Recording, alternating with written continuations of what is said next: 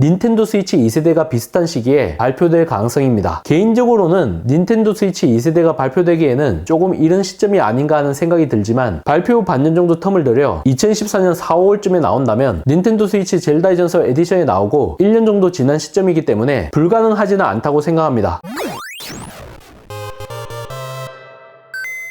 테크에 진심을 다하다 테크 요정 비티크입니다. 젤다의 전설 티어스 오브 더 킹덤에 대한 극찬이 쏟아지고 있습니다. 올해의 게임 경쟁은 끝났다라는 말이 나오고 있는 것도 당연해 보입니다. 2013년이 반년 이상 남은 상황이기 때문에 섣부른 판단이 아닐까라는 생각도 들긴 하지만 올해의 게임 고티를 수상할 유력한 후보로 거론되고 있다는 건 분명해 보입니다. 이렇게 완벽해 보이는 젤다의 전설 티어스 오브 더 킹덤에도 부정적인 평가는 존재합니다. 그 중에서 유독 눈에 띄는 건 소프트웨어가 아닌 닌텐도 스위치 기기가 지닌 하드웨어 한계에 대한 지적이라고 할 수 있습니다. 링크의 새로운 능력인 울트라 핸드 사용 시 프레임 드랍 현상이 일어나는 부분이 치명적인 단점으로 손꼽히고 있으며 게임 전반적으로 젤다 야숨에 비해 눈에 띌 만한 비주얼 발전을 보여주지 못하고 있다는 아쉬운 반응도 나오고 있습니다. 저 비티크의 생각은 조금 다릅니다. 유저 입장에서 보면 게임 완성도 측면에서 아쉬움이 있을 수 있겠지만 개발사 측면에서 보면 젤다의 전설 티어스 오브 킹덤을 내놓았기 때문에 시대착오적인 스펙을 지닌 닌텐도 스위치 1세대의 재고 정리를 할 수 있게 된 것이죠. 최근 들어 닌텐도 스위치 중고 가격이 예전보다 많이 떨어지고 있는데 젤다의 전설 티어스 오브 더 킹덤 덕분에 닌텐도 스위치 OLED 모델의 악성 재고를 최소화할 수 있었다고 생각합니다. 이런 점을 미뤄볼 때 닌텐도 역시 애플 못지않은 천하의 장사꾼이란 것을 보여주는 방증이 아닐까 싶습니다. 저 항상 닌텐도 스위치 OLED의 마지막 에디션이 젤다의 전설 티어스 오브 더 킹덤일 가능성이 높아 보입니다. 왜냐하면 이번 작품을 뛰어넘을 만한 AAA급 대작 타이틀이 나오기에는 힘들어 보이기 때문이죠. 이와 같은 인과관계를 미뤄볼 때 닌텐도 스위치 2세대와 관련된 소식이 나온다면 빠르면 올해, 늦으면 내년 정도라고 생각됩니다. 하지만 너무 급작스럽게 출시가 이루어지진 않을 거라고 봅니다. 닌텐도 스위치 OLED 젤다의 전설 에디션을 구매한 유저 입장에서 상대적 박탈감이 이루어질 수 있기 때문에 최소 1년 정도의 간격을 줄 것이라고 예상됩니다.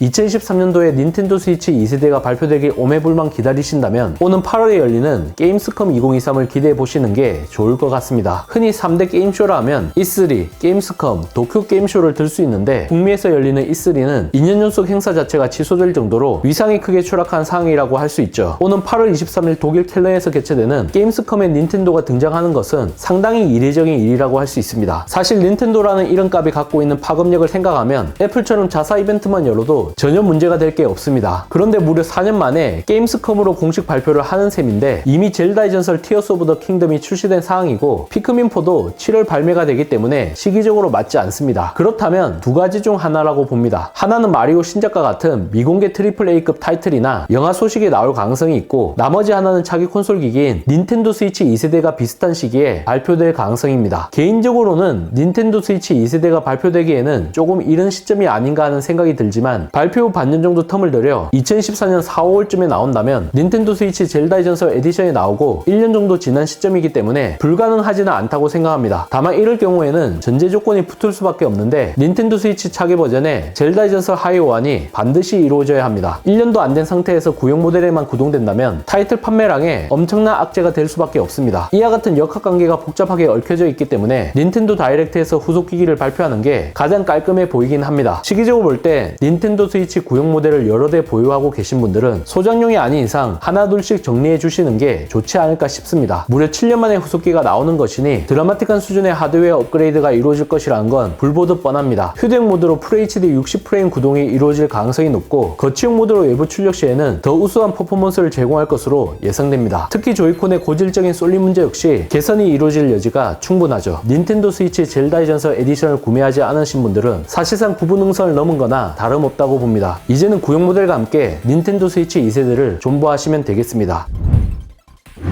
이번 영상을 본 여러분들의 생각은 어떠신가요? 잘 보셨다면 좋아요, 구독, 알림 설정 부탁드립니다. 테크요정 비티크는 다음 영상에서 찾아뵙겠습니다. 고맙습니다.